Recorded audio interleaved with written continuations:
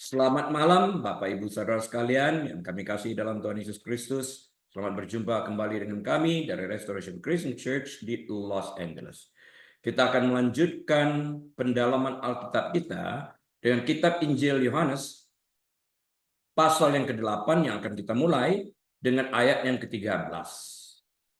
Kita awali dengan doa. Tuhan, kami mau membahas kebenaran firman-Mu, beri pencerahan kepada kami, mampukan kami mengerti, lebih daripada itu tolong kami menjadi pelaku firman-Mu, bersyukur dalam nama Tuhan Yesus. Amin. Baik, Bapak Ibu Saudara sekalian, mari kita buka Alkitab kita kepada kitab Injil Yohanes, pasal yang ke-8, ayat yang ke-13. Saya akan bacakan bagi kita sekalian. Kata orang-orang Farisi kepadanya, engkau bersaksi tentang dirimu.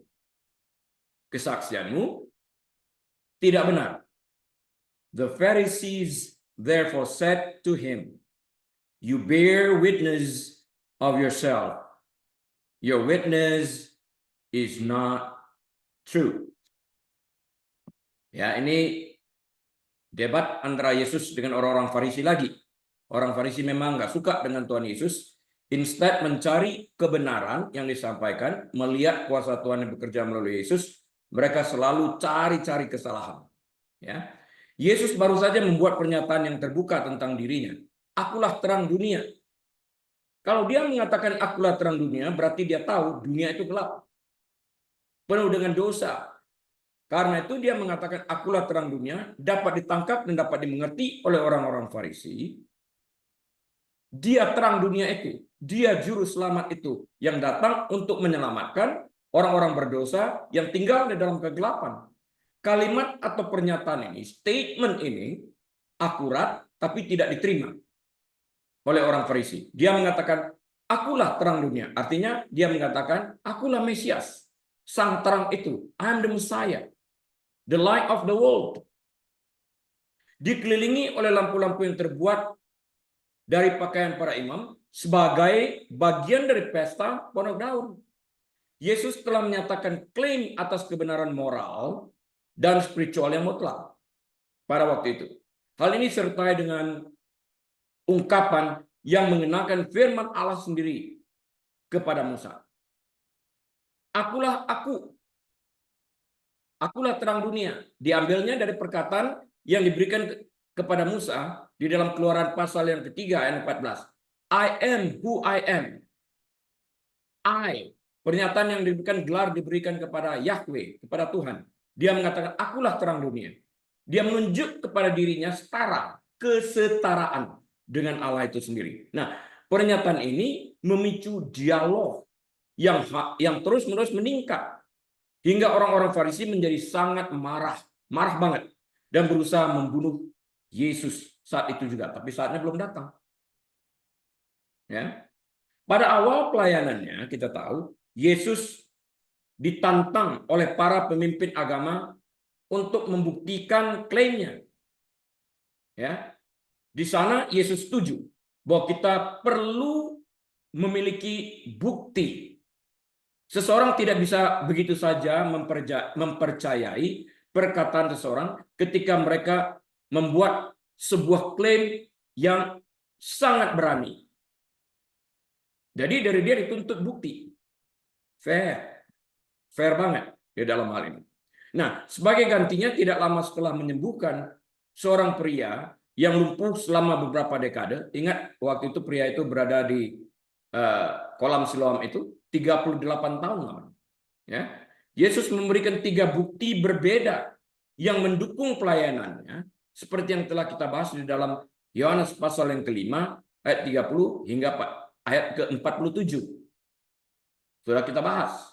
Nah, dalam konteks tersebut ya, dan untuk isu-isu tersebut Yesus setuju, dia menyetujui bahwa bukti lain tidak hanya tersedia tetapi juga diperlukan.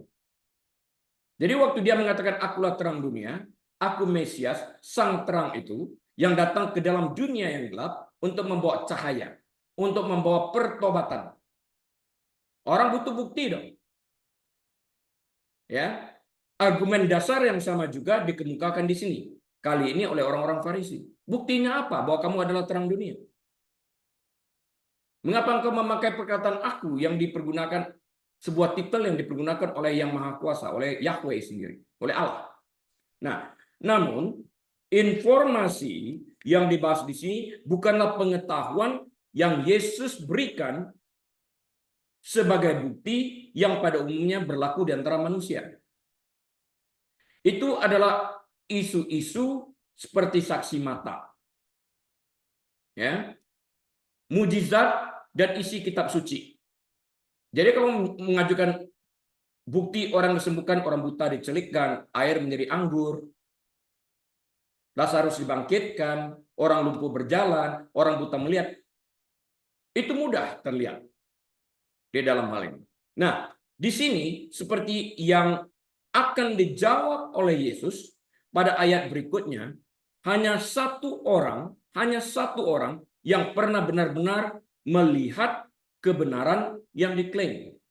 Sehingga hanya orang tersebut yang dapat membicarakannya. Ya, Yesus dalam beberapa kejadian mengatakan, before Abraham was, I was. Sebelum ada Abraham, aku sudah ada. Dia menyatakan kesetaraannya dengan Allah di dalam kesempurnaan yang tidak berawal, yang tidak berakhir, di dalam eternity itu sendiri. Dalam eternity. Nah, ini memancing orang juga marah. Before Abraham was, I was. Sebelum ada Abraham, aku sudah ada. Kamu baru umur 30, Abraham sudah sejak awal ada di sana. Sudah berapa ratus tahun umurnya. Kamu mengatakan sebelum Abraham ada, kamu sudah ada. Apakah kamu menyetarakan diri kamu dengan Tuhan? Exactly that what I meant to say. Itu kan pernyataan Yesus. Sebagai buktinya. Nah, Yohanes 8 ayat ke-14. Jawab Yesus kepada mereka. Katanya, biarpun aku bersaksi tentang diriku sendiri, namun kesaksianku itu benar. Sebab aku tahu dari mana aku datang dan kemana aku pergi. Dia menyatakan kematahuannya di sini. Tetapi kamu tidak tahu dari mana aku datang dan kemana aku pergi. Jesus answered and said to them, even if I bear witness of myself, my witness is true. For I know where I came from and where I am going. But you do not know where I come from and where I'm going. Kamu nggak tahu. You know nothing. Dia straightforward mengatakan ini. Kembali pernyataan before Abraham was, I was. Sebelum ada Abraham aku sudah ada. Dia mengatakan aku tahu dari mana aku datang. Aku berasal dari kekekalan dan kembali kepada kekekalan itu sendiri. Buat sementara dalam usia yang bisa dihitung ini, aku adalah penjelmaan daripada kekekalan itu sendiri. Aku adalah penjelmaan daripada Allah yang hidup dalam wujud manusia. Karena tujuan aku datang dalam wujud sebagai manusia, supaya aku mati demi untuk membayar upah dosa. Jadi purpose atau tujuan dia datang dalam wujud manusia adalah untuk membayar upah dosa. Karena itu dia berkata, aku tahu dari mana aku datang. Dan tujuannya aku datang pun aku tahu. Dan kemana aku pergi. Artinya setelah mati bangkit kembali, pulang di dalam kekekalan itu, dia tahu. Nah, orang ini kan nggak tahu. Di dalam hal ini. Beberapa waktu lalu, Yesus sempat berdebat dengan para pemimpin agama setempat mengenai pengajaran dan pelayanan penyembuhan. Pada saat itu, Yesus menggunakan 3 bukti berbeda untuk mendukung klaimnya, seperti yang tertulis dalam Yohanes 5 ayat 30-47. Pada saat itu ya, topik yang dibahas adalah topik yang pernah dilihat dan disaksikan oleh orang lain, yakni isi kitab suci. Terjadinya mujizat Yesus dan klaim orang lain. Dalam ayat sebelumnya, setelah Yesus mengaku sebagai terang dunia, I'm the light of the world, orang-orang Farisi melarang dia dengan standar pembuktian tersebut. Klaim mereka adalah bahwa pernyataan ini sama seperti klaim Yesus sebelumnya, sehingga dia tidak bisa memberikan kesaksian tentang dirinya sendiri. Akulah terang dunia, orang buta dicelikkan matanya sehingga dapat melihat terang. Aku memberikan terang, tapi yang dimaksudkan lebih daripada itu. Bukan hanya sekedar orang dapat melihat sinar matahari, terang yang berada di dunia ini, di mana matahari diciptakan pada hari keempat, tapi dia mengatakan sang matahari itu dia. Karena pada akhirnya di surga tidak ada matahari yang terlihat pada hari ini di bumi. Di sana tidak diperlukan. Dia terang itu. I am the light of the world. Akulah terang itu, sang terang, sang Mesias yang menerangi jiwa orang yang gelap ini. Ya. Namun di sini Yesus mengambil pendekatan terhadap bukti yang sangat berbeda. Namun sesuai dengan pernyataannya sebelumnya. Dalam perdebatan sebelumnya, Yesus membahas isu-isu di mana orang Farisi mempunyai akses yang sama terhadap pengetahuan. Mereka menguasai kitab Musa dengan baik, hukum Taurat dengan baik. Ya, mereka dapat dengan mudah membaca kitab suci. Enggak semua orang. Hanya orang Farisi yang mempunyai akses terhadap hal itu. Melihat mujizat dan mendengar pendapat orang lain seperti layaknya yang terjadi dalam masyarakat. Mereka bisa lihat. Itu kan tidak tersembunyi waktu Yesus mengubah air menjadi anggur. Juga tidak tersembunyi waktu Lazarus dibangkitkan. Juga tidak tersembunyi waktu orang lumpuh 38 tahun itu dibuat berjalan pada hari Sabat. Tidak tersembunyi. Orang tahu, orang melihat. Namun dalam kasus ini, Yesus berbicara secara langsung tentang hal-hal yang tidak diketahui secara langsung oleh siapapun di bumi. Dia mengatakan, aku tahu dari mana aku datang. Aku tahu kemana aku pergi. Kamu nggak tahu. Nah, atas pernyataan-pernyataan tersebut, Yesus dan Yesus sendirilah yang mempunyai wewenang untuk bersaksi. Karena tidak ada seorang pun yang datang dari surga ke bumi selain Yesus dan yang mengetahui segala sesuatu tentang surga sejak sebelum dunia dijadikan. Dengan demikian kesaksian Yesus sekalipun tentang dirinya sendiri adalah valid, legit. Karena sebelum penciptaan dunia, kitab Genesis dimulai, kitab Kejadian dimulai, pada mulanya Allah menciptakan. Pada mulanya. Jadi sebelum segala sesuatu ada, Allah ada. Yang dilanjutkan oleh Yohanes dalam Injil Yohanes pasal yang pertama, in the beginning it was the word. Pada awalnya ada firman. Firman bersama dengan Allah dan firman itu adalah Allah. Yang kita konfirmasikan di dalam Kejadian 1, pada mulanya Allah yang digambarkan di dalam Yohanes 1 ayat 1 dan ayat 14 menjadi Yesus menciptakan dunia ini. Jadi sebelum segala sesuatu ada, Yesus ada bersama dengan Allah. Ya. Jadi dia berbicara tentang hal yang tidak diketahui oleh siapapun di bumi ini. Dia datang dari surga, karena itu kesaksiannya legit. Benar, dia dapat bersaksi. Dia melihat Bapa, dia dapat menggambarkan Bapa itu secara akurat. Nggak ada satu orang pun yang dapat menceritakan tentang siapa Allah dan bagaimana Allah itu. Ya. Jadi dengan demikian kesaksiannya legit, kesaksiannya valid. Yohanes 8 ayat 15. Kamu menghakimi menurut ukuran manusia. Aku tidak menghakimi seorang pun. You judge according to the flesh. I judge no one. Kamu waktu memberikan opini kamu melihat waktu aku mengatakan I'm the light of the world, akulah terang dunia, kamu menghakimi aku. Berdasarkan dagingmu, berdasarkan pengetahuanmu, berdasarkan kehendakmu. Aku tidak melakukan itu loh.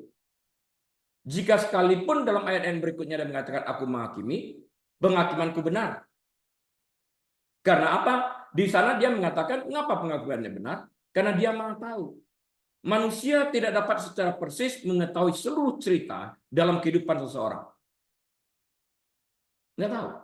Sekalipun Shannon anak saya tidak bisa mengetahui seluruh cerita kehidupannya. Landon anaknya Irene juga nggak bisa tahu seluruh cerita kehidupannya. Christopher anak Darmawan dan Irene ini Mereka juga selaku orang tua nggak bisa tahu seluruh cerita, seluruh jalan hidup dari Christopher ini. Tuhan yang Maha Tahu, Tuhan yang mengetahui segala-galanya. Dalam hal ini, bertentangan dengan kepercayaan umum, Yesus tidak pernah memberikan perintah menyeluruh bahwa orang Kristen tidak boleh menghakimi sama sekali. Oh enggak, kita boleh kok. Disebutkan di dalam Alkitab, kita dapat memberikan opini kita. Sebaliknya, semua pernyataan Yesus tentang penghakiman berada dalam konteks menghakimi dengan adil dan benar. Yohanes 7 ayat 24. Yang dapat benar-benar mengadili secara perfect hanya Tuhan, karena Dia Maha Tahu. Dia tahu seluruh cerita kehidupan manusia. Dia tahu yang terlihat di luar, dia tahu juga yang tidak terlihat dari luar, itu di dalam hati manusia. Yohanes 7 ayat 24 ini. Di sini Yesus menunjukkan bahwa orang-orang Farisi menggunakan penilaian yang salah dan tidak rohani. Sebaliknya, dia belum melaksanakan penghakiman, meskipun dia mempunyai hak dan wewenang untuk melakukannya. Pada titik pelayanannya ini, peran Yesus bukanlah untuk menjatuhkan hukuman atas dosa. Yohanes 3:17, karena dia datang justru untuk membayar upah dosa. Jadi selama manusia masih hidup di bumi, selama itu manusia diberikan kesempatan untuk bertobat, mengaku Yesus dengan mulut mereka, percaya di dalam hati mereka, Yesus itu Tuhan, sehingga mereka beroleh keselamatan. Saat mereka mengembuskan nafas mereka yang terakhir, nggak ada kesempatan lagi. Jadi percuma kita berdoa untuk keselamatan orang yang sudah mati, karena nggak bisa. Karena mereka harus mengaku dan percaya. Orang mati nggak bisa mengaku, orang mati nggak bisa percaya. Itu masalahnya. Penghakiman akan datang kemudian. Dan mereka yang menolak dia dan pesan-pesannya, mereka sendiri yang dihakimi berdasarkan penolakan mereka. Kalau mereka tidak percaya Yesus adalah Tuhan, itu yang menghakimi mereka. Kalau mereka percaya Yesus itu adalah Tuhan satu-satunya yang membayar upah dosa mereka, ini yang menghakimi mereka juga, dan mereka dibenarkan oleh pernyataan dan iman mereka ini. Jadi, pada hari kita mengaku dengan mulut kita dan percaya di dalam hati kita bahwa Yesus adalah Tuhan, saat itu kita diselamatkan. Dan ini berjalan terus. Pada saat kita masih hidup, kita telah diselamatkan karena pada detik kita mengaku dan percaya, dosa kita dibayar, ditanggungkan kepada Yesus. Sehingga pada waktu kita mengembuskan nafas kita yang terakhir, itu tetap berlaku. Kita diselamatkan. Ya. Again, orang pernah bertanya, Pastor, kalau demikian kenapa orang Kristen juga dihakimi? Listen. Orang Kristen yang dihakimi, jenis penghakimannya berbeda dengan orang yang tidak percaya. Orang yang tidak percaya di tempat penghakimannya, the white throne of God, tahta pengadilan putih. Di sana mereka dihakimi untuk dicampakkan ke neraka. Bagi orang Kristen yang dihakimi bukan di white throne of God itu, bukan di tahta putih ini, tapi di Bema seat, the seat of Christ. Tempat kedudukan Kristus ini. Orang Kristen tidak dihakimi apakah dia selamat atau tidak, tapi dia dihakimi berdasarkan perbuatannya untuk menentukan jenis mahkota yang akan diberikan kepada mereka. Ibaratnya dalam pertandingan, siapa juara nomor 1, siapa juara nomor 2, siapa juara nomor 3. Siapa dapatkan medali emas, siapa mendapatkan medali perak, siapa mendapatkan medali perunggu. Jenis mahkotanya yang ditentukan di Bema seat itu. Bukan keselamatan bagi orang Kristen, karena orang Kristen telah selamat. Oke? Yesus memberikan tanggapan ini kepada orang-orang Farisi yang menantang klaimnya sebagai terang dunia. Yohanes 8 ayat 12. Meskipun hal-hal seperti mujizat dan kitab suci bergantung pada kesaksian manusia, Yohanes 5 ayat 36 sampai 41, Yesus kini berbicara tentang hal-hal surgawi. Mengenai hal-hal tersebut, hanya dialah yang mempunyai pengetahuan hakiki, pengetahuan mutlak. Maka hanya dia, Yesus, yang dapat menyampaikan kebenaran tentang hal-hal tersebut. Meski begitu, Yesus dapat menunjuk pada dua pribadi yang berbeda untuk mendukung pernyataannya, dirinya sendiri dan Allah Bapa. Yohanes 5 ayat ke-18.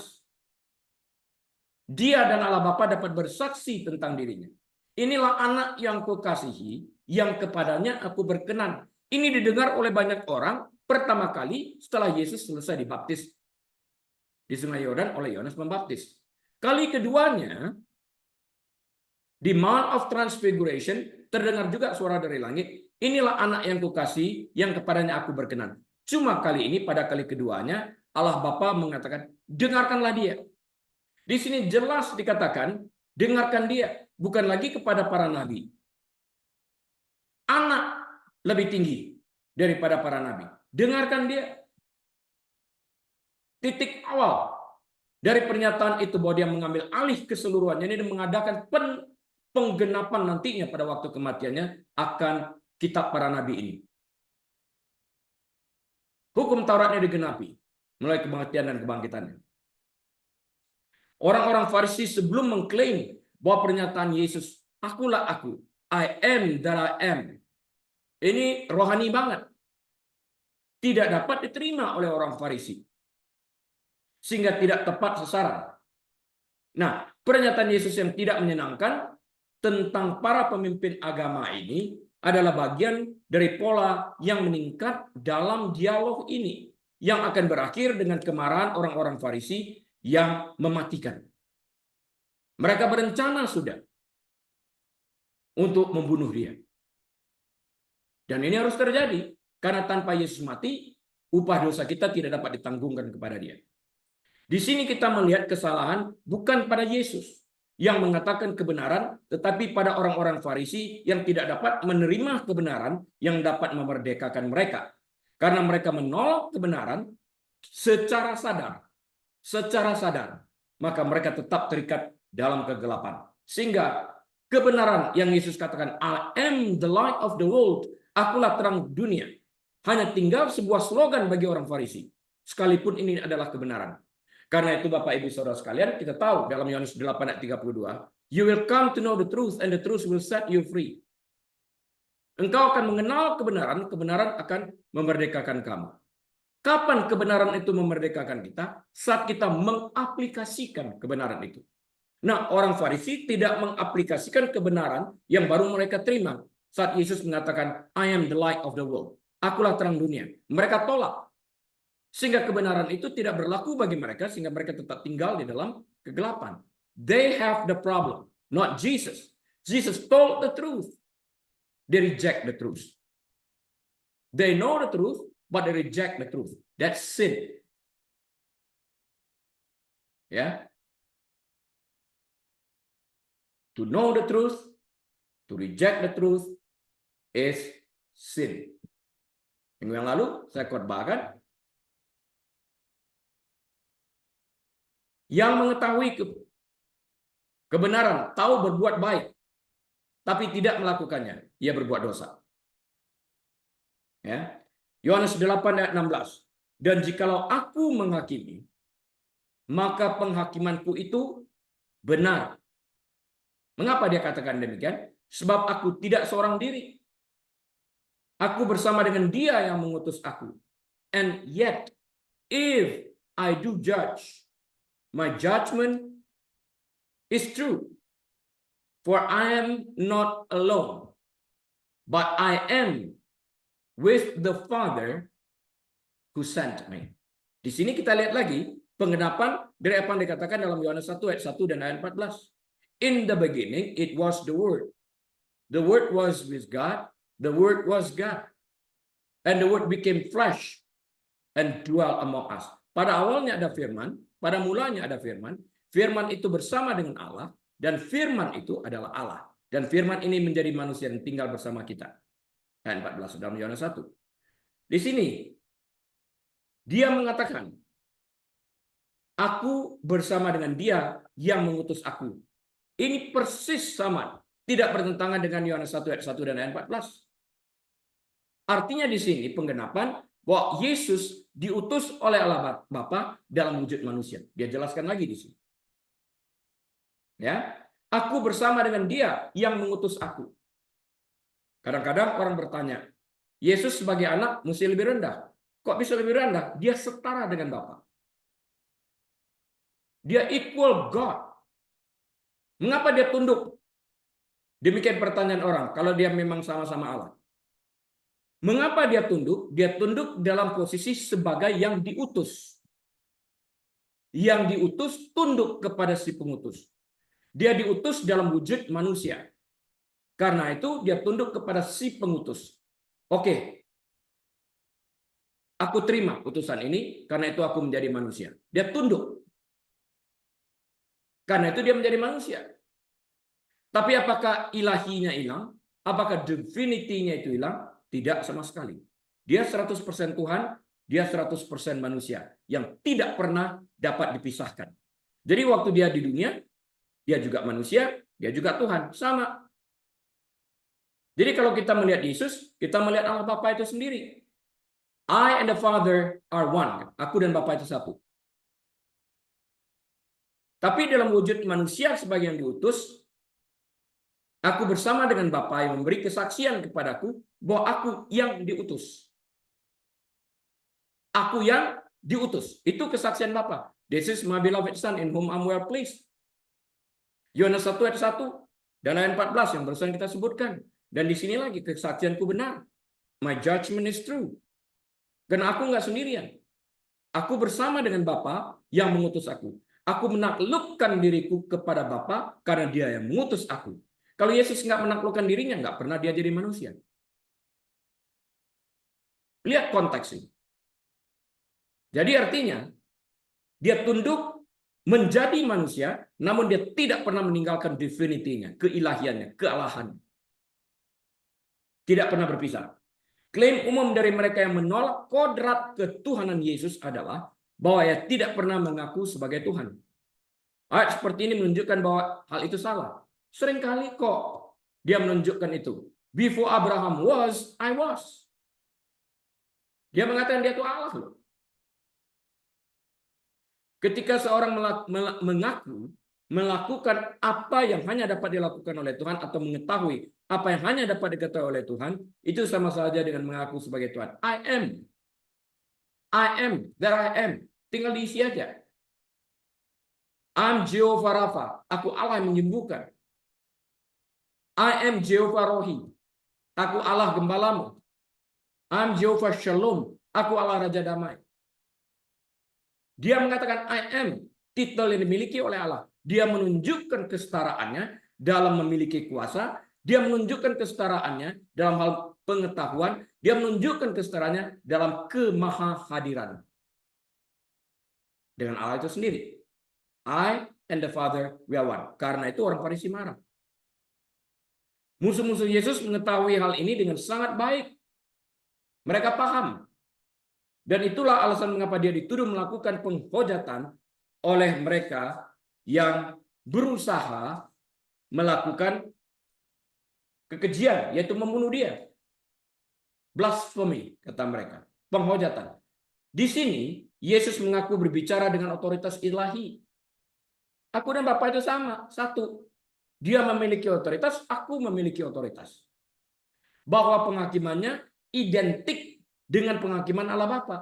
Penghakimanku benar, setara, identik dengan penghakiman Allah Bapa. Karena Maha tahu ini tadi, kesempurnaan.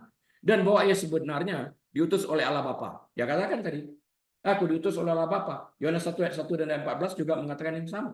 Tidak ada kontroversi.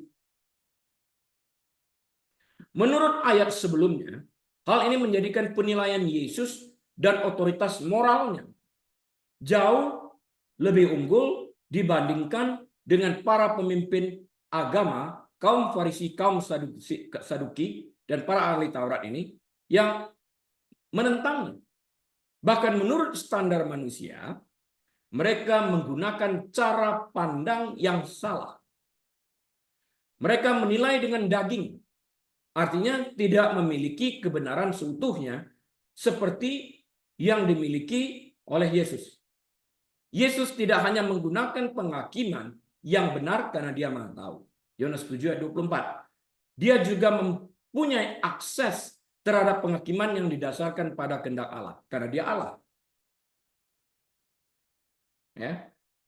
Jadi di dalam hal ini manusia terbatas sudut pandangnya, manusia dibatasi oleh pengetahuan mereka.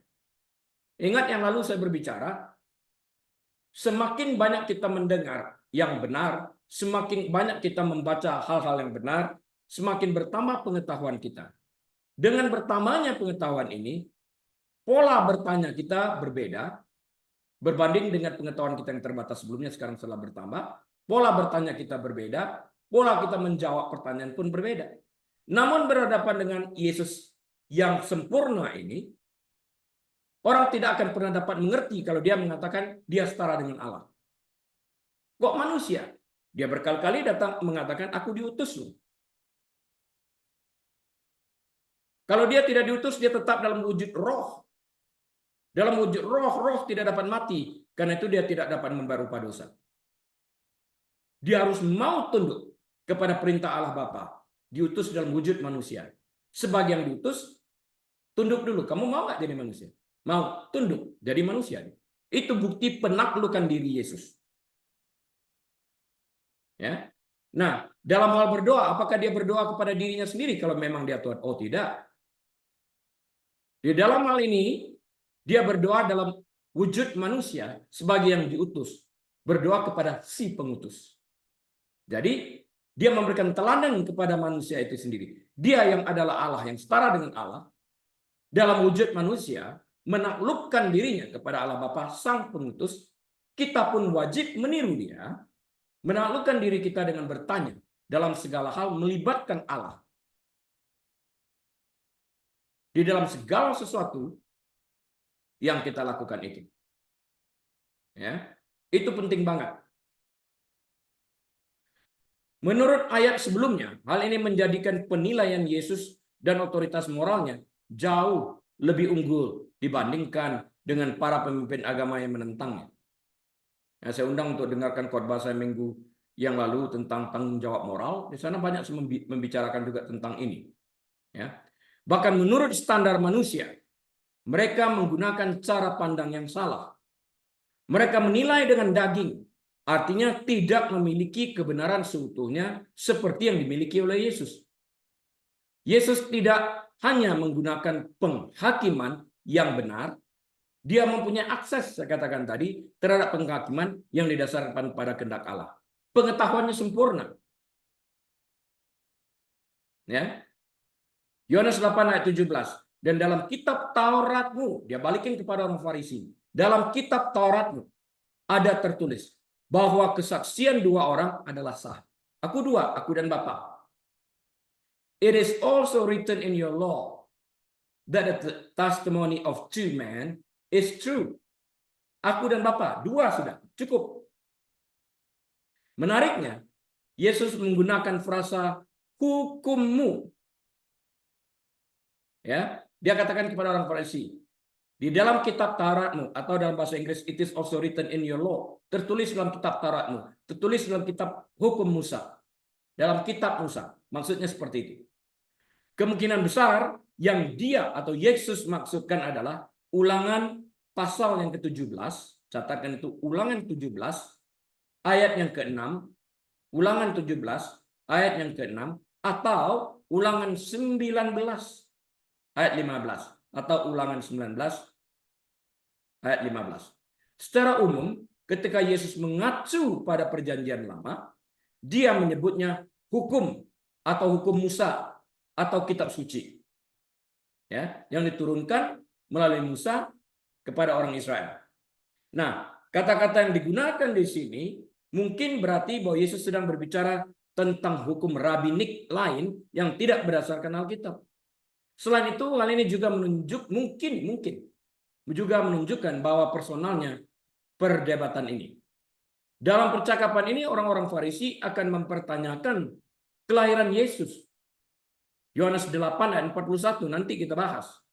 Kewarasannya. Yohanes 8 ayat 48. Dan bahkan mencoba membunuhnya. Yohanes 8 ayat 59. Jadi orang berbicara tentang kelahirannya, kamu dilahirkan, papa mamamu kamu kenal, kok bisa mengaku kamu Tuhan? Kamu waras nggak sih? Itu kan? Ya kan? Jadi mereka mempertanyakan itu. Dan mereka mencoba membunuhnya karena mereka menganggapnya blasfemi atau penghujatan. Dia yang adalah anak Yusuf dan Maria, kok mengatakan Tuhan? Bunuh aja. Orang tidak mengenal cerita itu secara keseluruhan dan tidak memasang telinga terhadap apa yang dikatakannya. Yesus telah mengkritik keputusan para pemimpin agama yang menghakiminya. Yohanes 8:15 telah kita bahas. Nantinya dia akan menyatakan bahwa mereka tidak mengenal Tuhan. Yohanes 8:19 akan kita bahas. Bahwa mereka adalah anak-anak iblis. Nanti di dalam Yohanes 8:44. Iblislah bapak yang menjadi bapamu, dikatakan demikian. Dan bahwa mereka adalah pembohong. Yohanes 8:55. Jika iblis berbohong, itu sudah dari sananya sejak awalnya. Itu bukan sesuatu yang lain. Jadi, saya banyak melakukan pelayanan pelepasan, saya tidak pernah mau berdialog dengan iblis. Pertama, kita nggak boleh. Juga ngapain? Dia akan berbohong kepada kita. Jadi buang-buang waktu, usir aja dengan otoritas. Titik. Kamu dari mana? Gimana? Kamu ngapain di dalam tubuh orang? Ngapain? Tanya gitu. Tujuannya apa coba? Nanti tercipta kesombongan kalau iblis ini mulai memuji. Hebat lu ya. Muncul rasa kesombongan ini. Nah, kita mesti pegang teguh kepada apa yang diajarkan Alkitab. Secara khusus, orang-orang Farisi menentang klaim Yesus sebagai terang dunia. Yohanes 8:12. Ini merupakan sebuah gagasan yang luar biasa yang menyiratkan bahwa Yesus adalah satu-satunya sumber keselamatan dan hikmat rohani. I'm the light of the world. Akulah terang dunia. Kok bisa sih kamu ngaku terang dunia? Kamu kan anaknya Yusuf dan Maria. Saudara-saudaramu kan kami kenal. Kok bisa ngaku gitu? Mereka tidak mengerti keseluruhannya. Gagasan rohani itu mereka tidak mengerti. Pada awal pelayanannya, Yesus menyatakan bahwa beberapa pernyataan harus didukung dengan bukti-bukti duniawi yang ia berikan untuk membuktikan pernyataan-pernyataannya. Yohanes 5:30-47. Namun kini, Yesus sedang berbicara tentang perkara-perkara surgawi yang belum pernah dilihat atau dialami oleh orang lain. Maka bersaksi tentang dirinya adalah hal yang sah.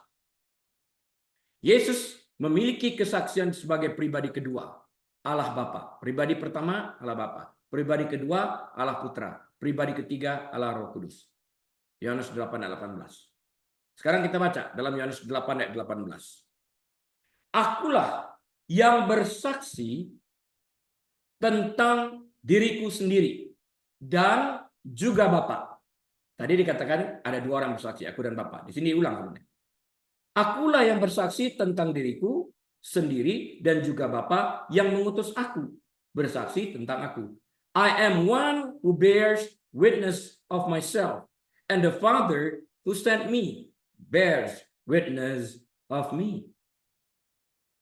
Bapak menyaksikan itu. Inilah anak yang kukasihi.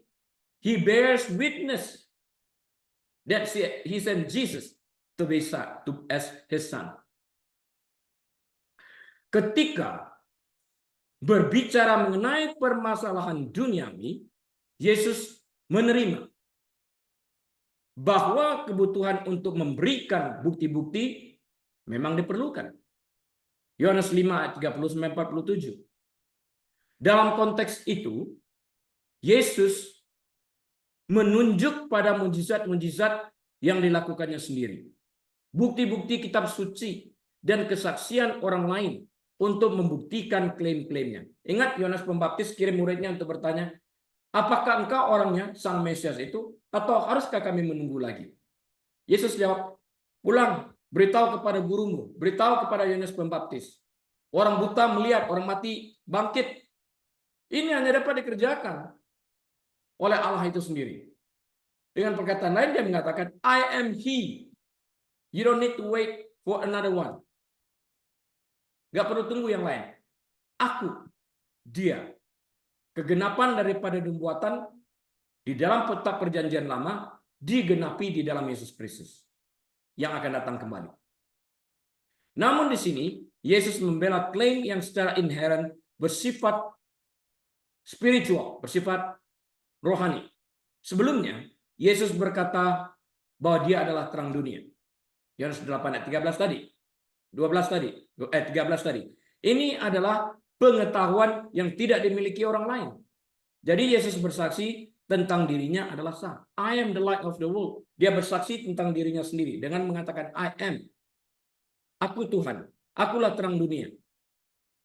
Ya. Lebih jauh lagi, mereka yang menghakiminya menggunakan penilaian yang tidak pantas untuk menolaknya. Jika sesuatu yang bersifat rohani harus diadili secara rohani. Ini tidak dimiliki oleh manusia, oleh orang Farisi untuk menilai kesaksian rohani yang dikatakan Yesus sebagai terang dunia ini. Yesus tidak hanya sah untuk bersaksi tentang sesuatu yang dia lihat sendiri, dia juga mendapat dukungan dari seorang saksi tambahan, Allah Bapa. Dalam hal ini, Yesus sekali lagi menunjuk pada mujizat yang dia lakukan sebagai bukti bahwa Allah mendukung pelayanannya.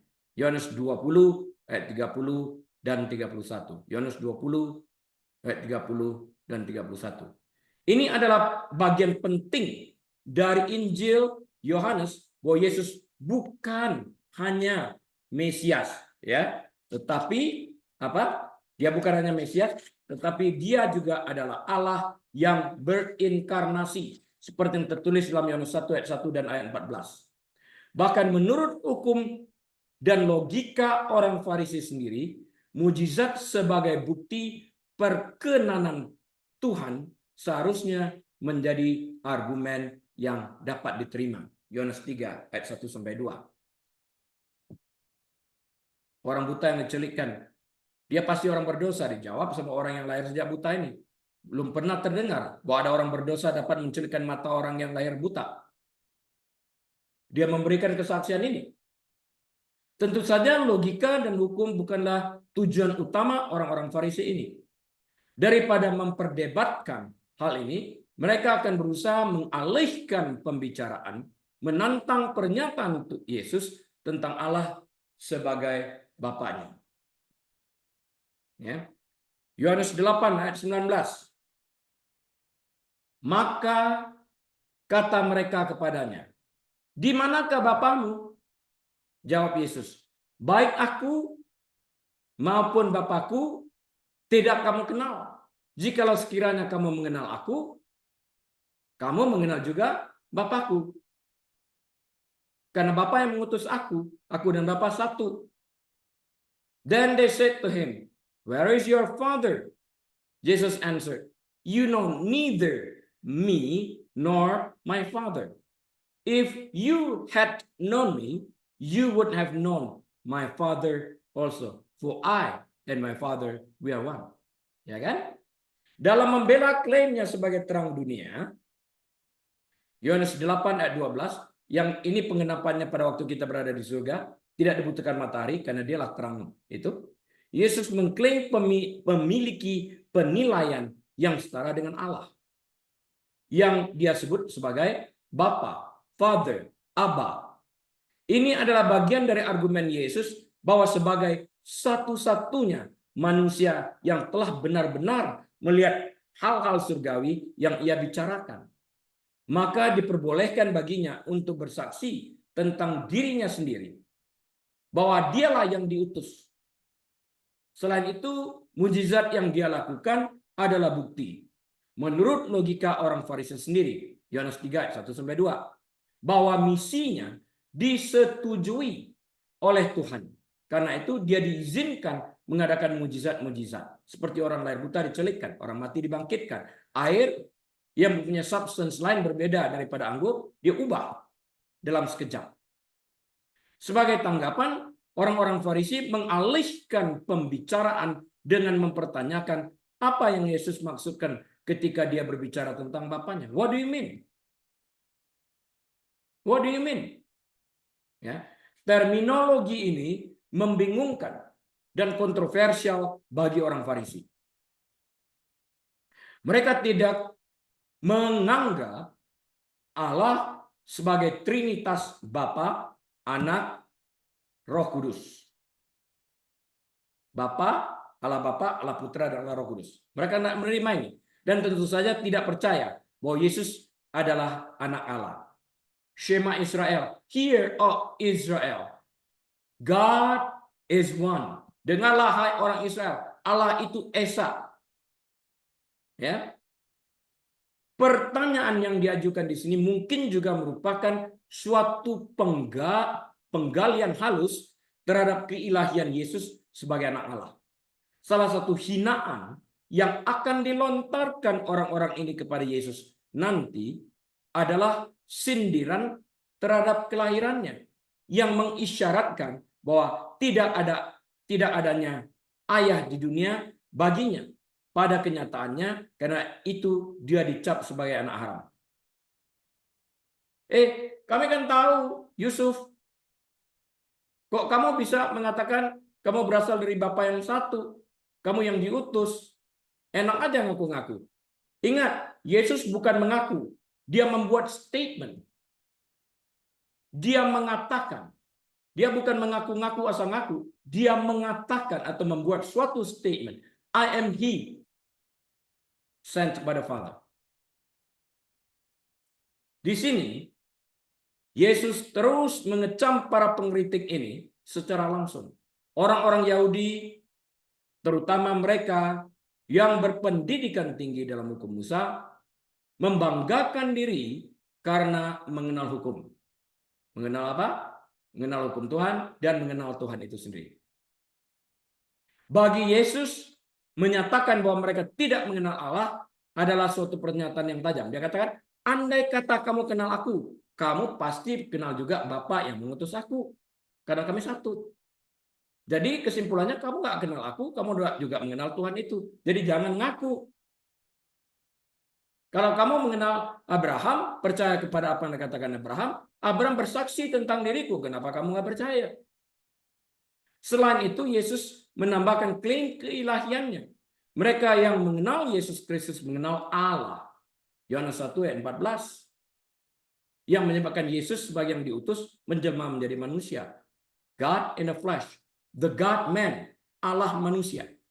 Dan mereka yang menolak Kristus berarti berpaling dari Allah dan menolak Allah itu sendiri. Yohanes 3 ayat 36. Saya akhiri di sana, 45 menit kita selesai. Ya, kita tutup dalam doa.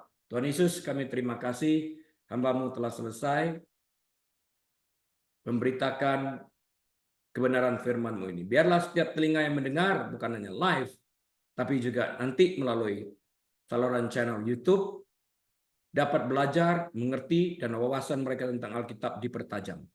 Terima kasih Tuhan, bagi-Mu segala kemuliaan, saat ini bahkan sampai selama-lamanya, di dalam nama Tuhan Yesus kami berdoa. Amin. Baik, Bapak Ibu Saudara sekalian, atas kehendak Tuhan kita berjumpa kembali minggu depan. Shalom.